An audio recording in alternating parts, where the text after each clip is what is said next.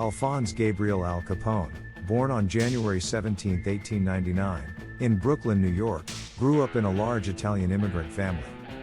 From a young age, Capone was exposed to the challenges of urban life, where poverty, overcrowding, and crime were common. Despite these hardships, he displayed intelligence, charisma, and an early understanding of leadership and influence.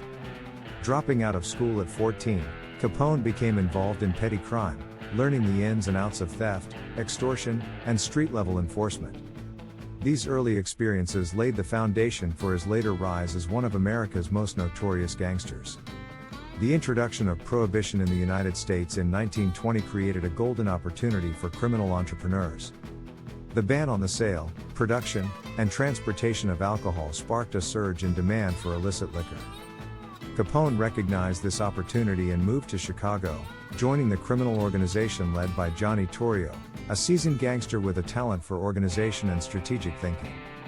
Under Torrio's mentorship, Capone learned to manage large-scale operations, build alliances, and navigate the dangerous world of organized crime. Capone's rise within the Chicago outfit was swift. By the mid-1920s, he had become the leading figure in the organization, overseeing a vast bootlegging empire that supplied illegal alcohol across Chicago and the Midwest. His operations were highly structured, resembling a corporate hierarchy with managers, distributors, and enforcement personnel. This level of organization allowed Capone to efficiently run his empire, evade law enforcement, and outmaneuver rivals. Despite his criminal activities, Capone also cultivated a public image of generosity. He donated to orphanages, set up soup kitchens during the Great Depression, and provided financial assistance to struggling communities.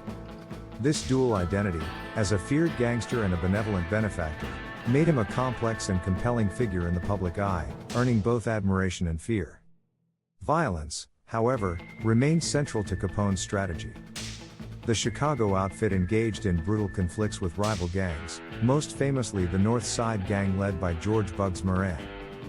These conflicts often involved assassinations, drive-by shootings, and bombings, culminating in the infamous St. Valentine's Day Massacre of 1929, where 7 members of Moran's gang were executed. Although Capone was never formally charged for this massacre, it solidified his reputation as a ruthless and powerful crime boss. Corruption was another key tool in Capone's arsenal. He skillfully bribed police officers, judges, and politicians, ensuring that law enforcement largely turned a blind eye to his operations. His motto of respect, loyalty, and fear kept his associates loyal while intimidating those who opposed him. This combination of influence, violence, and strategic organization allowed Capone to dominate Chicago's criminal underworld for nearly a decade. Capone's empire extended beyond Chicago. His operations reached into the Midwest and even the East Coast, controlling bootlegging and other criminal ventures on a national scale. However, his growing power attracted the attention of federal authorities. Unable to convict him for violent crimes due to widespread corruption and intimidation, the government pursued Capone for tax evasion. The meticulous work of agents, including Eliot Ness and the Bureau of Internal Revenue, eventually led to his conviction in 1931, resulting in an 11-year prison sentence. During his time in prison, Capone's health declined due to syphilis, which he had contracted in his youth, and the harsh conditions of incarceration. He served time in several facilities, including the infamous Alcatraz. By the time of his release in 1939, he was physically and mentally diminished. He spent his remaining years at his Florida estate, living in relative seclusion until his death on January 25, 1947. Al Capone's legacy is both influential and cautionary. His life illustrates the opportunities and dangers created by Prohibition, the rise of organized crime, and the impact of ambition without ethical boundaries.